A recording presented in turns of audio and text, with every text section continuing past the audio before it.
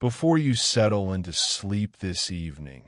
allow yourself to become comfortable wherever you are resting now, and know that there is nothing you need to do except listen, and that even listening requires no effort at all, for the words will simply arrive as they will, and your mind may follow them or wander as it pleases, because tonight is a time for rest, for the slow unwinding of the day, for the gentle release of all the small concerns that have accompanied you through the hours just past. Let your breathing find its own rhythm, neither hurrying nor slowing, simply allowing the air to move in and out of your body in the way that feels most natural. And if your thoughts drift to the events of the day or the plans for tomorrow, that is perfectly acceptable, for they will fade in their own time, like voices growing distant as you walk away down a quiet road, and there is no need to chase them or to hold them, only to notice them passing and to return your attention, if you wish, to the sound of these words or to the feeling of your body resting, growing heavier and more settled with each passing moment. You are safe here, and there is no urgency, no task that cannot wait until morning, no worry that cannot rest for a while in the gentle space between waking and sleeping. And as you listen, you may find that your eyelids grow heavy, that your limbs sink more deeply into whatever surface supports them, that the boundary between your thoughts and the quiet around you begins to soften and blur. And this is exactly as it should be, for sleep is not something to be achieved, but rather something to be allowed, like water finding its own level, like darkness filling a room when the last candle has been extinguished. Now, let us turn our attention to a place that exists in the early evening of a day in Victorian England, a time when a year has turned toward autumn and the light begins to fail earlier each day, when the streets outside are growing dim and the sounds of daytime commerce are fading into the quieter rhythms of evening, and we find ourselves in a secondhand furniture shop on a street whose name does not matter, in a town whose particulars are not important, because this place exists in its own time, separate from the rush and noise of the world outside its walls. The shop is not large, perhaps 30 feet from the front door to the back wall, and perhaps 20 feet across, with a ceiling that rises just high enough to accommodate a tall wardrobe or a standing mirror without crowding the space. And the walls are painted in a color that might once have been cream or pale yellow, but which time and the smoke from gas lamps and coal fires have transformed into something closer to old parchment, a soft brown-tinged hue that seems to absorb what little light remains in the day. The floor is made of wooden boards, oak perhaps, or elm, worn smooth by decades of feet passing across them. And these boards are not level, but rather undulate gently, rising and falling by small degrees that speak of the building's age, of the settling and shifting that happens over years and generations. And the wood is dark with use, darker still in the corners and along the walls where less traffic has passed, and lighter in the paths that lead from the door to the counter and from the counter to the back room, where additional pieces wait in shadow.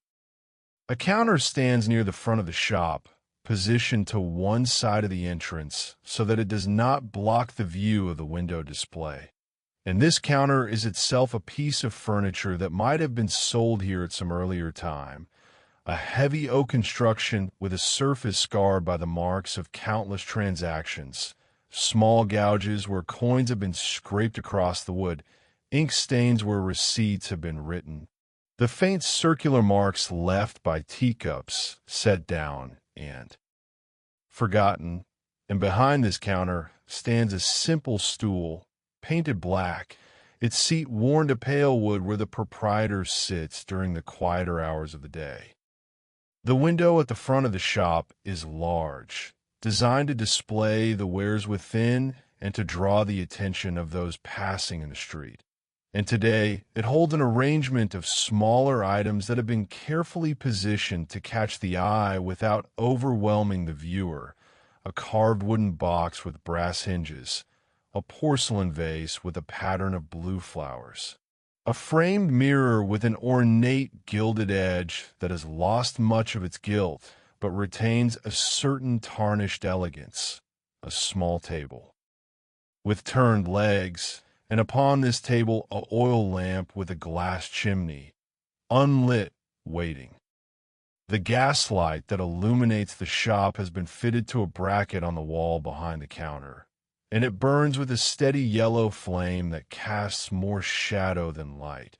creating pools of dimness in the corners and beneath the larger pieces of furniture, and the light has a quality that is warm and yet somehow melancholy, as though it remembers brighter days and knows that its time will be brief. For soon the proprietor will turn the valve and extinguish it, and the shop will surrender entirely to darkness.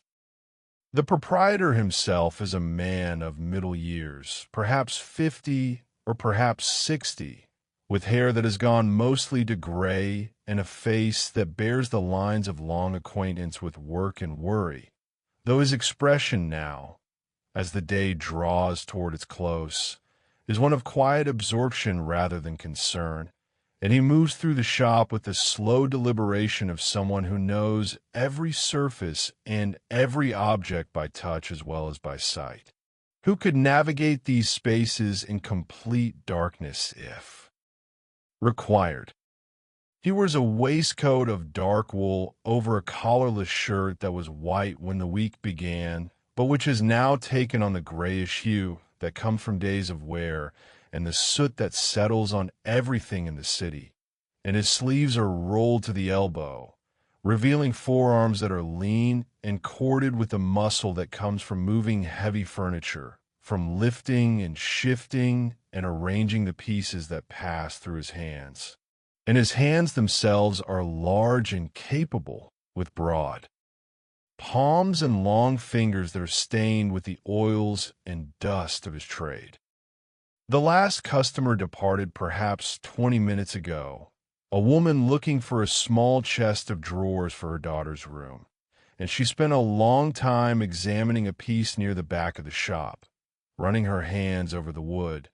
opening and closing the drawers, checking the runners and the joints, before ultimately deciding that it would not suit her needs, and she left with apologies and promises to return if circumstances changed. And the proprietor nodded and wished her well, knowing that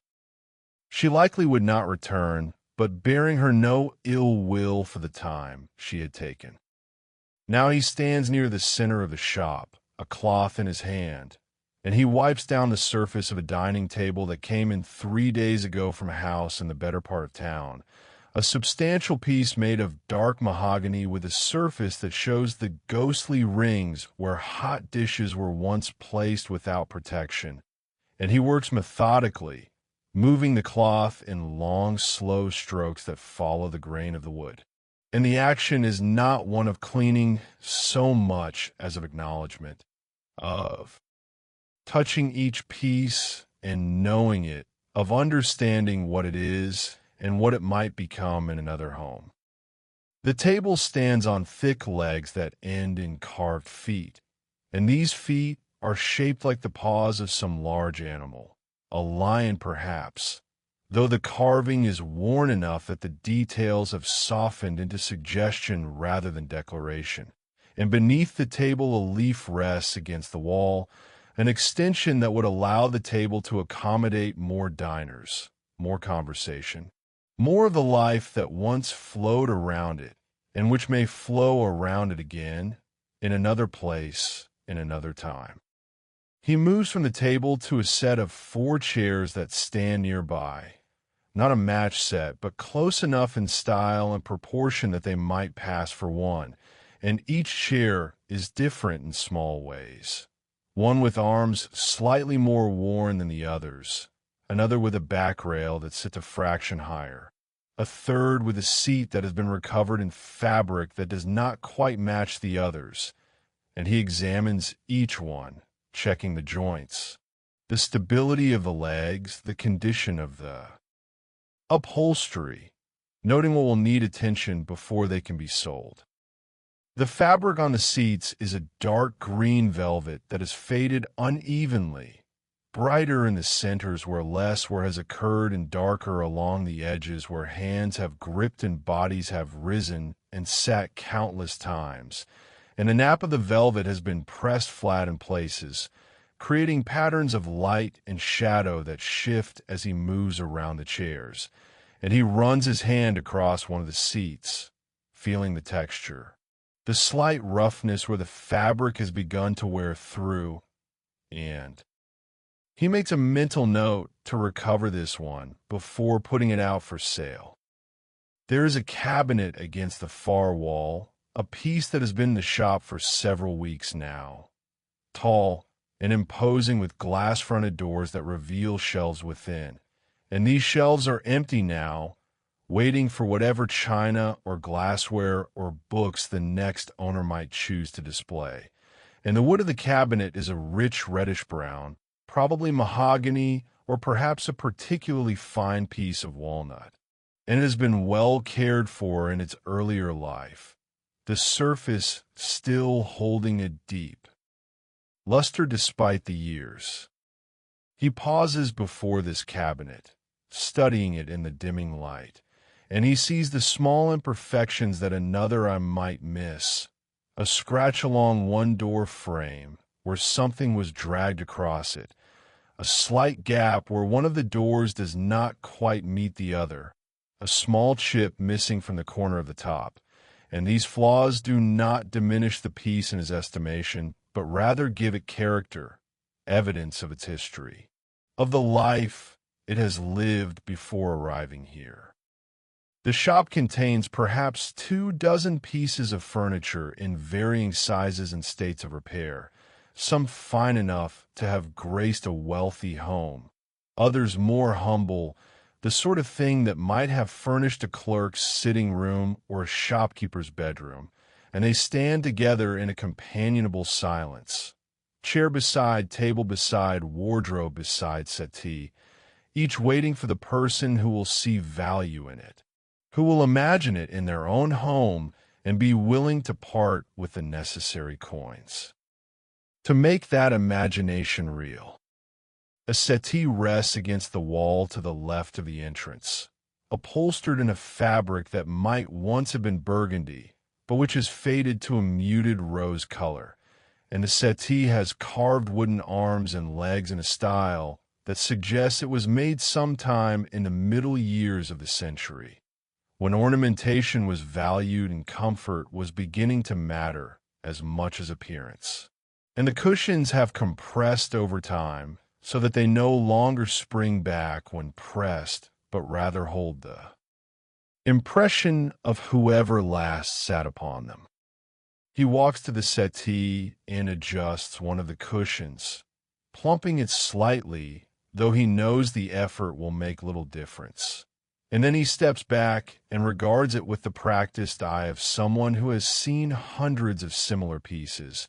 and he judges that it will sell eventually, perhaps to someone furnishing a small parlor on a limited budget, someone who values function over fashion and who understands that furniture,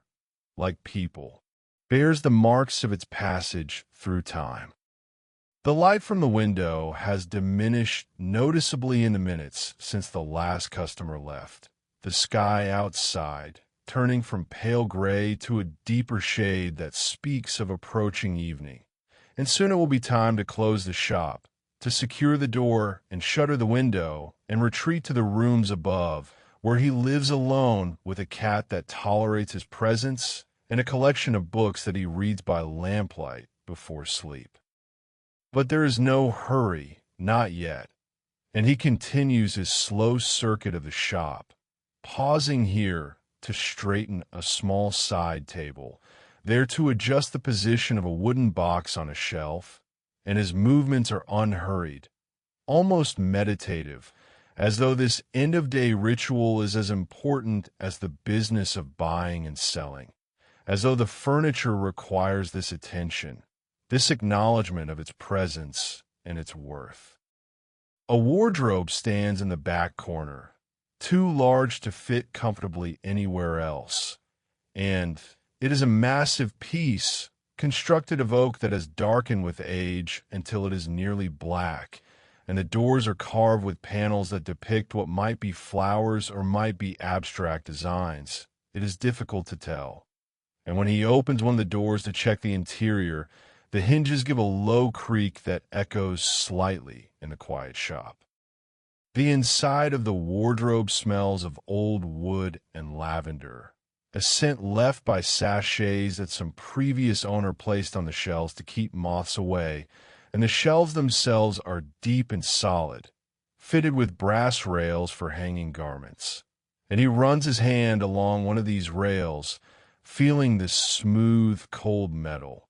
noting that it is secure, that the wardrobe is sound despite its age and weight.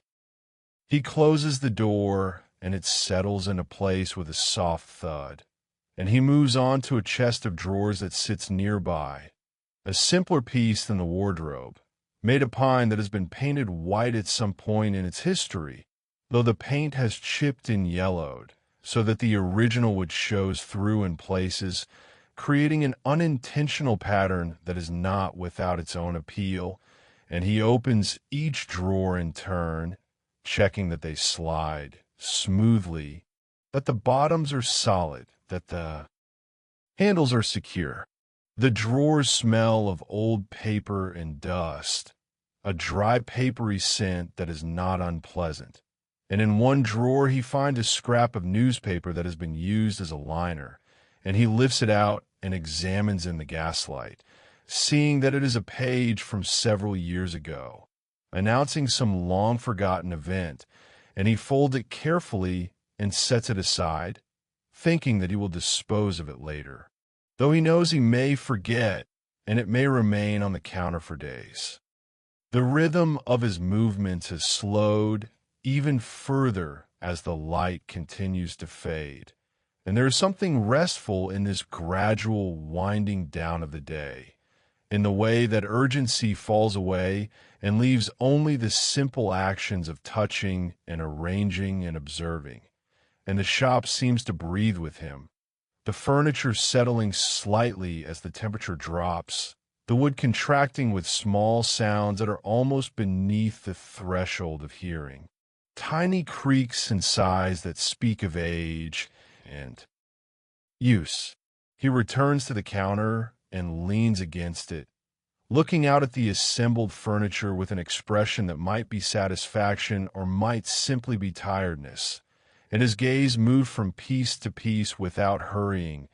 taking inventory not of value or condition, but simply of presence, acknowledging what is here, what has come through his hands, and what will pass through them again when the right buyer appears. The clock on the wall behind him ticks steadily, a sound so familiar that he rarely notices it. But in the quiet of the closing hour it becomes more audible, a gentle rhythmic presence that marks the passage of time without demanding attention. And the clock itself is not for sale, having belonged to his father who ran the shop before him. And before that, to his grandfather who established the business in smaller premises 2 streets away, and the clock has kept him perfect time for as long as. He can remember running perhaps 5 minutes slow, but he has never bothered to correct it because the discrepancy has become part of the shop's character, part of its particular way of existing in time. Outside, the street is growing quieter as shopkeepers along the row complete their own closing routines, as the workers from the larger establishments further along make their way home,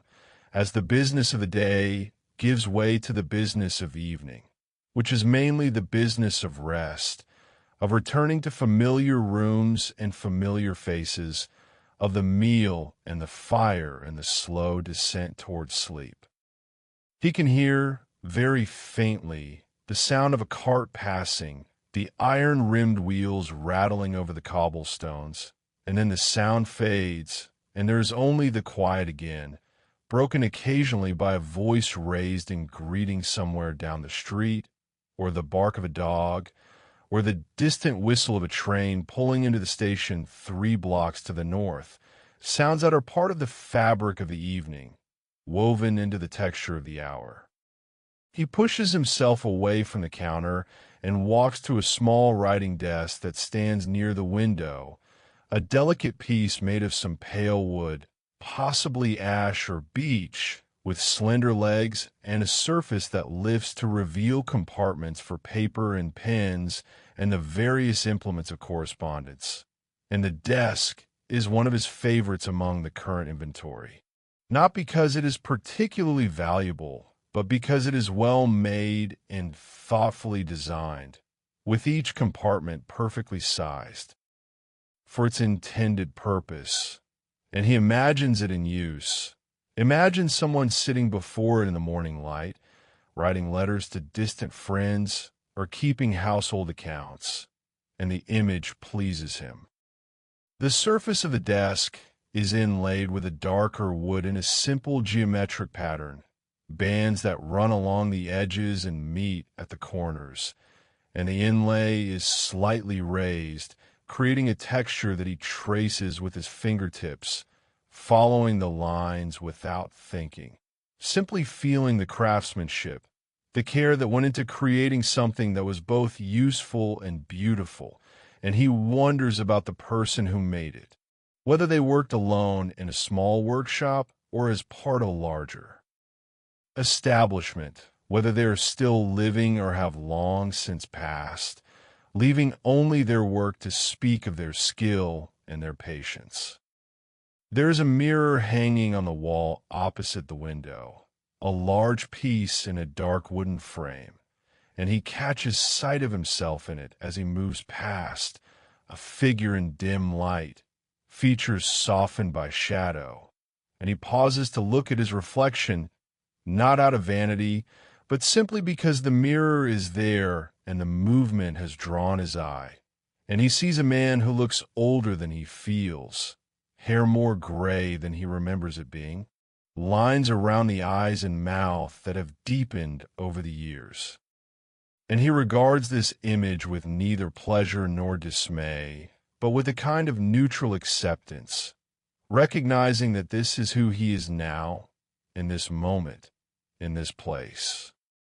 The mirror itself is spotted with age, the silver backing deteriorating in places so that the reflection is imperfect, interrupted by cloudy patches where the glass shows through to the wall behind, and these imperfections create a strange effect, as though parts of the image are fading away, disappearing into some other space, and he finds this oddly appropriate, this sense of things being partially present and partially absent, existing between states. He turns away from the mirror and continues his circuit of the shop, moving toward the back where the larger pieces stand in deeper shadow, and here the light from the gas lamp barely reaches, so that he must rely more on touch than sight, his hands finding the edges of a table, the back of a chair, the smooth surface of a cabinet door, and there is something soothing in this near darkness, in the way it simplifies everything, reducing the world to immediate physical sensation, to the cool smoothness of polished wood, the slight roughness of fabric, the hard angles of corners and edges. A tall bookcase stands against the back wall, empty of books but filled with the potential for them, with shelves spaced at intervals that suggest they were designed with particular volumes in mind, tall shelves for folios and shorter ones for octavos, and he runs his hand along one of the shelves, feeling the solidity of the wood, the slight bow that has developed in the center where weight has pressed down over years. And he thinks about the books that might have rested here, histories or novels or volumes of poetry, their pages turned by lamplight, their words absorbed into the minds of readers who are themselves now part of history.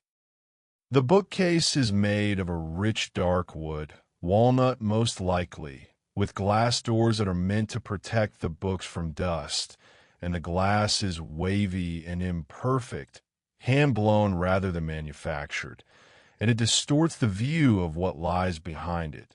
turning the empty shelves into something dreamlike and uncertain.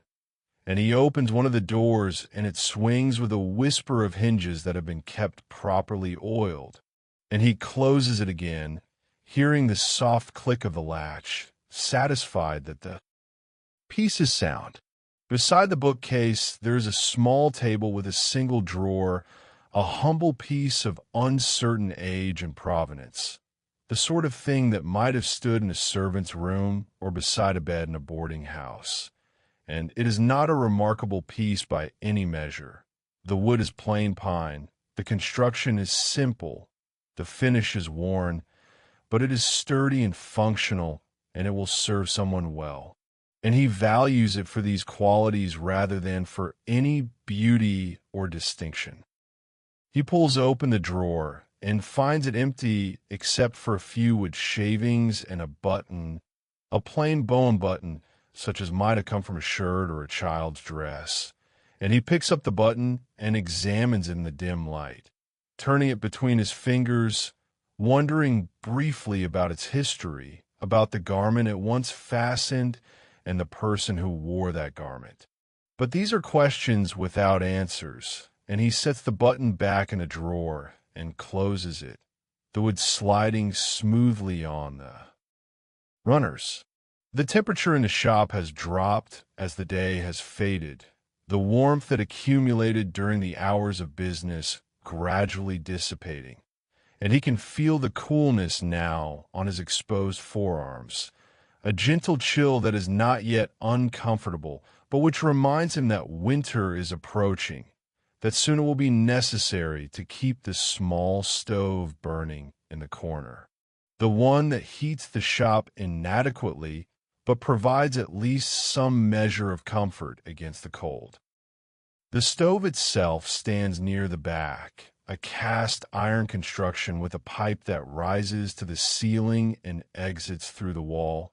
and it is cold now, has been cold since morning when he let the fire die down, judging that the day would be warm enough without it,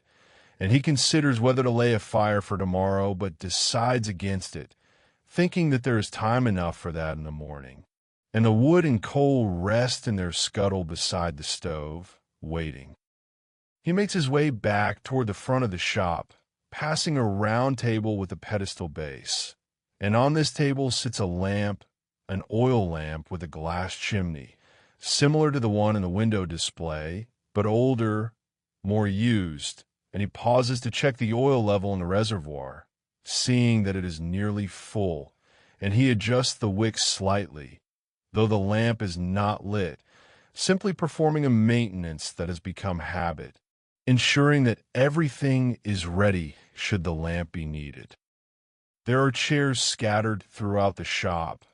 more chairs than anything else because chairs are always in demand and because they take up less space than larger pieces, and they are of every style and period, some with arms and some without, some upholstered and some bare wood, some sturdy and some delicate, and together they form a kind of family, related not by design, but by function, by their shared purpose of providing a place to sit, to rest, to pause in the movement through the day. One chair in particular catches his attention, a simple ladder-back chair with a rush seat, the sort of chair that might have been made by a local craftsman a century ago, or might have been made last year because the design is timeless, unchanged by fashion or innovation, and the rush seat is worn but still intact, woven in a diagonal pattern that has compressed in the center where weight has rested. And he picks up the chair, testing its weight, feeling the balance of it, and sets it down. Again, satisfied with its stability. The gaslight flickers slightly, a brief variation in the flame that causes the shadows to shift and dance for a moment before settling back into their usual positions. And this flicker reminds him that the gas pressure is not constant, that it varies according to the demands being made on the system throughout the district as other shops and homes light their lamps and stoves. And he glances up at the lamp, watching the flame for a moment, seeing it burn steady and yellow, casting its warm but limited light across the counter and the area immediately around it. He thinks about the process of making gas, about the coal being heated in great retorts somewhere across the city, about the gas being captured and piped through an elaborate network of mains and pipes to emerge here, in this small lamp, as flame, and the thought is at once marvelous and commonplace. Marvelous because of the complexity and ingenuity involved, commonplace because it happens every day, every evening, in thousands of locations, and has become so familiar that it attracts no notice. There is a footstool near the settee, a small padded piece covered in needlepoint that depicts a pattern of roses and leaves and colors that have faded to pastel softness, and he nudges it with his foot, aligning it more neatly with the settee, though there is no particular reason to do so, no customer to see it. But the action feels right, feels like part of the proper order of things, an order, even arbitrary order, provides a kind of comfort. The shop has its own smell, a combination of old wood and furniture wax and dust, and the faint mustiness that comes from fabric that has absorbed the odors of many different homes. And underneath these is the smell of the gas from the lamp, not unpleasant but distinct, and all of these together create a scent that is unique to this place, recognizable to anyone who has spent time here, and to him it is the smell of work, of livelihood, of the life he has built in these rooms. He walks to the window and looks out at the street, seeing the light fading from the sky, the buildings across the way becoming silhouettes against the last of the daylight, and the street lamp on the corner has been lit. He notices the lamplighter must have passed while he was occupied with the furniture, and the lamp casts a circle of yellowish light on the pavement below it, a pool of illumination that makes the surrounding darkness seem deeper by contrast. A few people pass on the street, walking with the purposeful stride of those heading home, and he watches them without particular interest, simply observing the movement, the way each person leans slightly forward as they walk, hurrying against the cooling air and the approach of night, and then the street is empty again, or appears to be from his vantage point, though there may be someone standing in shadow beyond the reach of the street lamp's light. He turns back to the shop and decides that it is time, or nearly time, to close for the day, though he feels no particular urgency about it. And he begins the familiar routine, starting with a walk through the shop to ensure that nothing has been left out of place, that no drawer has been left open, that no piece of furniture is in danger of being knocked over should someone enter the shop in the morning before he has had time to arrange things properly. Everything appears to be in order, the furniture standing quiet and patient in the dimming light, and he returns to the counter where a ledger rests, a large book bound in dark leather with pages lined in blue ink, and he opens it to the current page and reviews the day's entries, seeing that he has recorded 2 sales, a small occasional table and a set of 3 dining chairs, and 1 purchase, a chest that was brought in by a woman whose husband had died and who was selling off the household. furnishings piece by piece. The entries are written in his careful script,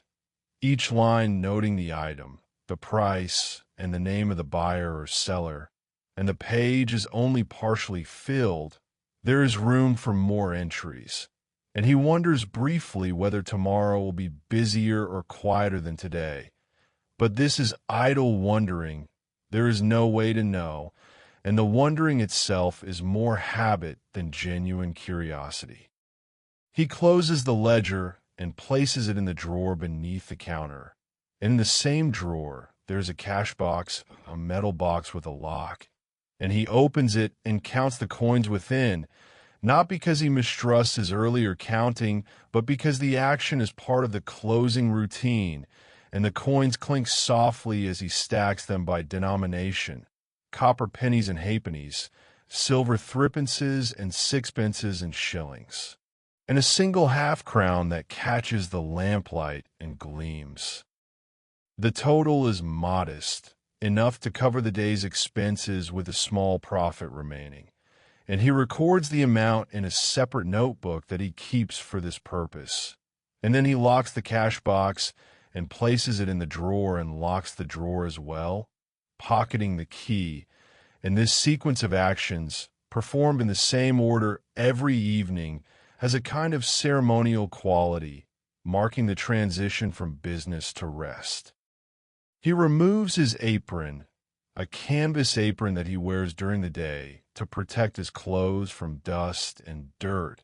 and he hangs it on a peg behind counter. And without the apron, he feels lighter, less burdened,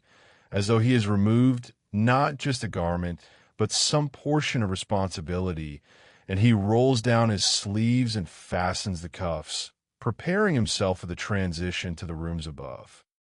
But before he leaves the shop floor, there is the matter of the lamp, and he approaches it with the same care he has shown for everything else, reaching up to turn the valve that controls the flow of gas. And as he turns it, the flame diminishes, shrinking from a bright yellow tongue to a small blue point, and then to nothing, and the sudden absence of light is startling, even though he has done this countless times before. The shop is not completely dark. There is still the faint glow from the street lamp outside and the residual light in the sky, enough to see the shapes of the furniture as darker masses against the general dimness. And he stands for a moment, letting his eyes adjust, letting the shapes resolve themselves into familiar forms, the wardrobe and the bookcase and the chairs and tables that he knows so well. There is something peaceful in this near darkness, in the way it renders everything equal, the fine pieces and the humble ones all reduced to shadow and suggestion. And he feels the quiet of the shop settling around him like a blanket, a quiet that is not empty but full of the presence of all these objects that have been made by human hands and used by human bodies, and which now rest here in the interval between one life and another. He makes his way toward the door at the back of the shop, the one that leads to the stairs and the rooms above, and he moves carefully but without hesitation, his feet knowing the path even in darkness, avoiding the corner of the table and the leg of the chair that extends into the walkway. And he reaches the door and opens it, stepping through into the narrow hallway beyond. Before closing the door, he pauses and looks back at the shop, at the dim shapes of the furniture waiting in the darkness. And he thinks, as he sometimes does, about the lives these pieces have lived, about the tables where families gather for meals, about the chairs where children sat to do their lessons, about the beds where people slept and dreamed and sometimes died, and about how all of these objects carry within them the invisible residue of those lives, the touch of hands and the weight of bodies and the passage of time. And then he closes the door gently, and the shop is left to itself, to the darkness and the quiet, to the slow creaking of wood as the temperature continues to drop, to the settling of dust and the passage of time that continues whether anyone is present to observe it or not, and the furniture stands in its appointed places, patient and silent, waiting for morning when the light will return and the door will open and the day's business will begin again. He climbs the stairs to his rooms above, each step creaking under his weight, familiar sounds in familiar sequence. And at the top of the stairs there is a small landing and a door that leads to his sitting room. And he opens this door and enters a space that is smaller than the shop below, but which feels more his own, furnished with pieces that he has kept for himself rather than offering them for sale, a comfortable chair near the fireplace, a table where he takes his meals, a shelf of books that he has accumulated over the years. The cat appears from somewhere, a gray tabby with white paws, and it winds around his legs in greeting, purring, and he bends to stroke its head, feeling the warmth of the animal, the softness of its fur, and the cat follows him as he moves through the room, lighting the lamp that stands on the table, a lamp that is twin to the ones in the shop below, and the flame catches and grows, pushing back the darkness, creating a circle of warm light. He thinks about preparing a meal, something simple, bread and cheese perhaps, or the soup that remains from yesterday. But he is not particularly hungry, and the effort seems greater than the reward, and so he decides to wait, to sit for a while in his chair and rest before attending to the needs of the body. And the cat jumps into his lap as soon as he sits, settling itself with the particular concentrated comfort that cats achieve, and he rests his hand on its back, feeling it rise and fall, with the animal's breathing. The room is quiet except for the cat's purring and the occasional pop from the lamp. And outside the window, he can hear the sounds of the street diminishing as the evening deepens, voices becoming less frequent, footsteps passing at longer intervals, the city settling into the rhythms of night.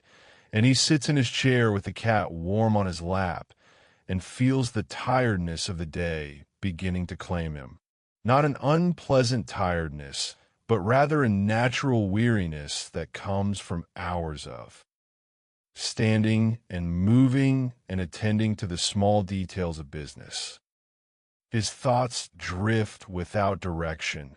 touching on the events of the day, the customers who came and went, the woman looking for the chest of drawers, the man who spent 20 minutes examining a desk before leaving without making a purchase, the delivery of the mahogany table that took him and the carter half an hour to maneuver through the shop door and into position.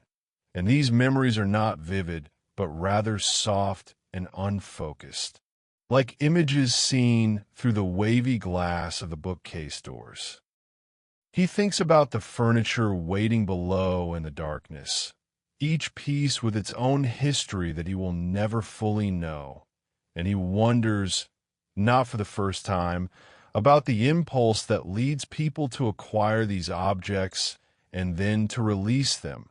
about the circumstances that bring furniture into the secondhand market, deaths and departures, marriages and dissolutions, fortunes made and lost.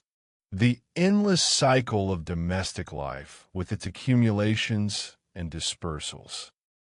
Some pieces come to him with stories attached, the seller volunteering information about where the piece came from or who owned it previously, and he listens to these stories with polite attention but does not record them, knowing that such provenance is of interest mainly to the person parting with the piece and will mean little to the next owner, who will create their own associations, their own memories, their own relationship with the object. Other pieces arrive with no history at all, brought in by dealers who acquired them at auction or by carriers who were hired to transport them and who know nothing of their origins, And these anonymous pieces are in some ways easier to manage because they carry no burden of sentiment. They are simply what they are, furniture to be evaluated and priced and sold to whoever has need of them and money to pay.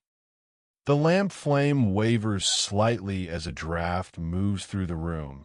finding its way through the gaps around the window frame, and the shadow of the lamp base trembles on the wall, and he watches this movement with the passive attention of someone whose mind is quieted, whose thoughts have slowed to match the gentle rhythm of the cat's breathing and the steady tick of the clock that hangs on the wall of this room as one hangs in the shop below. Time passes, though he is not conscious of its passage, and when he next looks at the clock, he sees that half an hour has elapsed, or perhaps longer. He cannot be certain because he did not note the time when he sat down, and the realization that time has moved without his awareness is not troubling, but rather confirms what he already felt, that he is tired, that the day has been long enough, that soon it will be time to retire to the bedroom and to sleep. But not quite yet. There is something pleasant about sitting in the lamplight with the cat purring on his lap, something that he is reluctant to end, and so he remains in the chair, his hand resting on the cat's back, his gaze fixed on nothing in particular, letting his mind wander through the comfortable spaces of familiar thought, and the evening deepens around him, the darkness outside the window becoming complete, the sounds from the street fading to silence, and the world contracting too. This room, this chair, this moment. He thinks about his father, who sat in this same chair in the years before his death, and about his grandfather whom he never knew, but whose presence still seems to inhabit the shop, and about the continuity of this business that has passed from one generation to another, and he wonders whether there will be another generation to follow him. But he has no children and no prospects of children, and so the question is abstract, theoretical, and he does not pursue it. The furniture business is not what it once was. He knows this. There are newer shops with larger inventories and lower prices, and there are auctions where people can buy directly, and there are manufacturers producing inexpensive pieces that look well enough for a time, but which will not last. And against these forces, a small shop with its carefully selected pieces and its quiet dignity seems old-fashioned, a remnant of an earlier time, but it persists, and he persists with it, and that is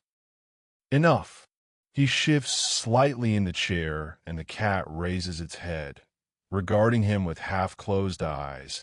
and then settles again, adjusting its position, and he smiles at the animal's simple contentment, at its ability to exist completely in the present moment without thought of past or future. And he envies this quality even as he knows it is beyond his capacity to achieve. The lamp oil is burning down. He can tell by the way the flame has begun to diminish, and soon it will need to be refilled or else extinguished. And he decides on the latter, thinking that it is time to move towards sleep, that the day has been adequately honored and the evening adequately observed, and that rest is calling to him with increasing insistence. He gently lifts the cat from his lap, feeling its momentary resistance before it yields and jumps to the floor, and he rises from the chair, feeling the stiffness in his joints that come from sitting too long in one position, and he stretches carefully, hearing small cracks and pops from his spine, and then he reaches for the lamp and turns the valve, reducing the flame to nothing, and the room falls into darkness. But it is not complete darkness. There is light coming from the street through the window, enough to see the shapes of the furniture, and he moves through the room to the bedroom beyond, a small room with space only for a bed and a washstand and a chest for his clothes, and he undresses slowly, folding his garments and placing them on the chair that stands beside the bed, and he pours water from the pitcher into the basin and washes his face and hands, the water cold against his skin. The bed is narrow but comfortable, the mattress firm and the blankets adequate, and he lies down and pulls the covers over himself, and the cat jumps up and settles at his feet, a warm weight that he has come to expect and appreciate, and he lies in the darkness listening to the silence, or to what passes for silence, the faint sounds of the buildings settling, the distant bark of a dog, the whisper of wind against the window. His thoughts slow and scatter, losing coherence, becoming fragments that drift without connection, images of furniture, of faces, of streets and skies and flames burning in lamps. And these images merge and separate and fade, and he feels himself sinking into sleep, the boundary between waking and sleeping becoming uncertain, and his breathing deepens and slows, matching the rhythm of the cat's breathing. And together they rest in the darkness, two small lives among countless lives enclosed in. The ancient cycle of day and night, of work and rest, of presence and absence. And the shop below remains in darkness, the furniture standing in its appointed places, and the street outside is silent now, or nearly silent, and the city sleeps, or begins to sleep, and the night extends itself over everything, covering the rooftops and the streets and the river and the fields beyond the city, and time continues its passage, indifferent to the sleeping and the waking, to the presence and the absence, to all the small dramas of human life that play out beneath its vast indifference. The second-hand furniture waits in the darkness, tables and chairs and cabinets and wardrobes, each piece holding within itself the memory of its making and its using, the hands that shaped it and the hands that touched it, the rooms it furnished and the lives it witnessed. And all of these memories are silent now, absorbed into the wood and the fabric, invisible but present, part of the accumulated weight of time that every object carries. And if you could see into the shop in this deep hour of the night, you would see nothing moving, nothing changing, only the still forms of the furniture arranged in their places, and the darkness would seem complete, and the silence would seem absolute. And yet beneath this stillness there would be the slow, patient persistence of matter, of wood that continues to absorb and release moisture, of fabric that continues to hold the shape given to it, of joints that remain joined and surfaces that remain smooth, all of this happening without witness, without purpose beyond the simple fact of existing. The proprietor sleeps, dreamlessly or with dreams that he will not remember, and the cat sleeps at his feet, and in other rooms and other buildings above other shops, and in houses throughout the district other people sleep, and the collective weight of all this sleeping seems to deepen the silence, to make the night more itself, more complete in its darkness and its quiet. Hours pass in this way, the night reaching its deepest point sometime after midnight, and then gradually,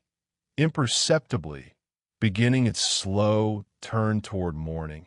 And the change is so subtle that no one watching could say when it began, but somewhere in the depths of the night, the quality of the darkness shifts, becomes fractionally less dense, less absolute,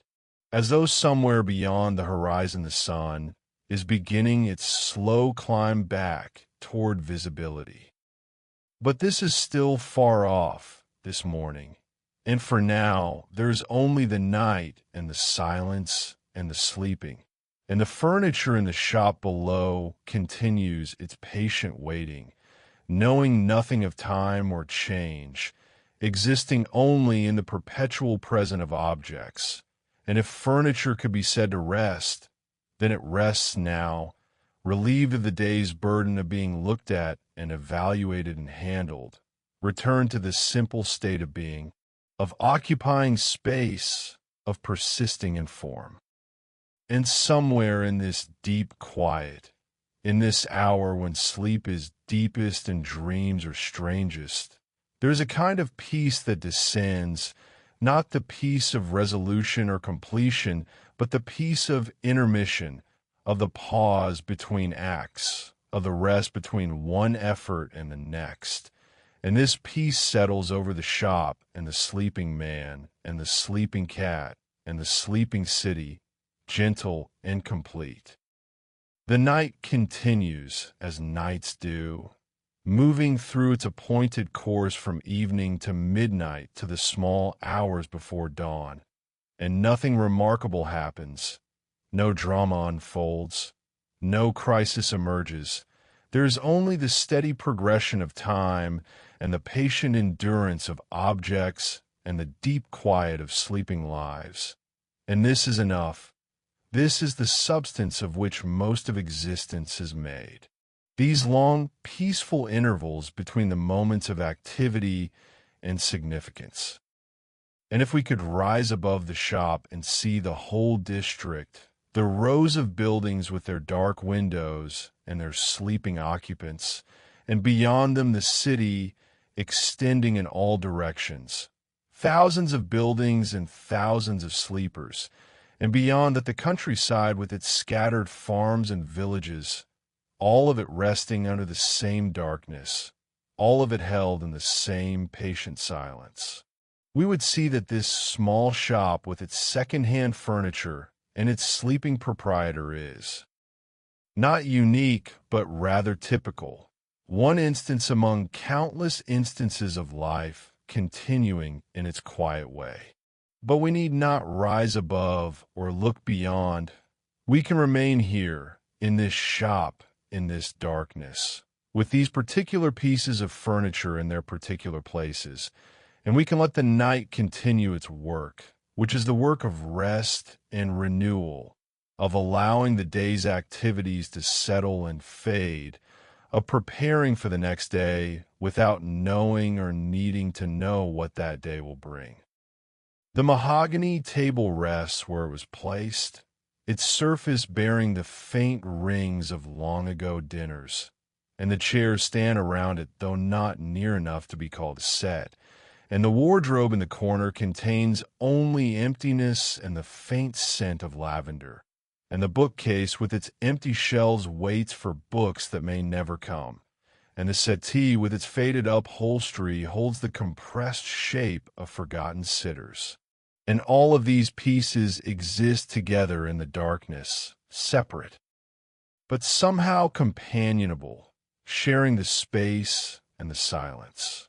And the hours continue to pass, marked by the clock on the wall that ticks steadily even in the darkness, its hands moving across the face though no one is watching, and the cat at the foot of the bed shifts in its sleep, and the man in the bed breathes slowly and deeply, and the world turns on its axis, carrying the shop and the sleepers and the furniture through the darkness toward whatever light will come. This is the nature of nights, that they pass, that they give way eventually to morning, but while they last they seem endless, and in their depths there is a quality of timelessness, as though nothing has ever been different and nothing will ever change, as though this darkness and this quiet are eternal and absolute, and in some way they are, because every night returns to this same essential condition, this same withdrawal from activity, this same surrender to rest. And so the night continues, holding everything in its dark embrace, and the shop remains closed and silent, and the furniture remains still, and time moves forward as it must, and we too can rest now, can let our attention drift and fade, can allow ourselves to be carried by the same current that carries the sleeping man and the sleeping cat and the patient furniture, can surrender to the same darkness, the same quiet, the same deep peace that settles over everything when the day is done and the night has fully arrived. And as you listen to these words, you may find that your own breathing has slowed to match the rhythm of this quiet story, that your own thoughts have softened and scattered, that the boundary between waking and sleeping has become uncertain. And this is as it should be, because the story has done its work, which was not to excite or to trouble, but rather to calm and to soothe, to provide a gentle accompaniment to your own journey toward rest. The furniture waits in the darkness of the shop, and the man sleeps in the darkness of his room, and you rest wherever you are, and all of this is connected in the simple fact of existing in the same night, under the same sky, held in the same great silence that encompasses all sleeping things. And in this connection, there is comfort, there is peace, there is the assurance that rest is natural and necessary and available to all who will accept it.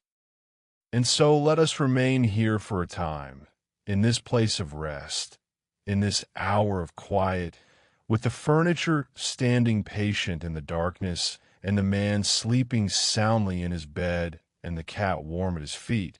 And let the night continue its work of restoration and renewal. And let sleep come as it will, gently and without force, like darkness filling a room when the lamp is extinguished, like water finding its level. Like all the natural processes that require no effort, only acceptance. The shop will open again in the morning. The proprietor will rise and dress and descend the stairs and unlock the door and arrange the furniture and attend to the customers who come. And the cycle will continue as it has continued for years and as it will continue for years to come. But that is tomorrow's concern. And for now, there's only this moment, this rest, this gentle quiet in which nothing is required and nothing is expected, and all is well. Thank you for listening to this quiet story of a Victorian furniture shop at the end of the day. If you found peace in these words, feel free to leave a kind comment below or subscribe. Comment and like to hear more similar stories in the coming nights. Wishing you a peaceful and restful sleep. Remember, tomorrow is the first day of the rest of your life. Good night.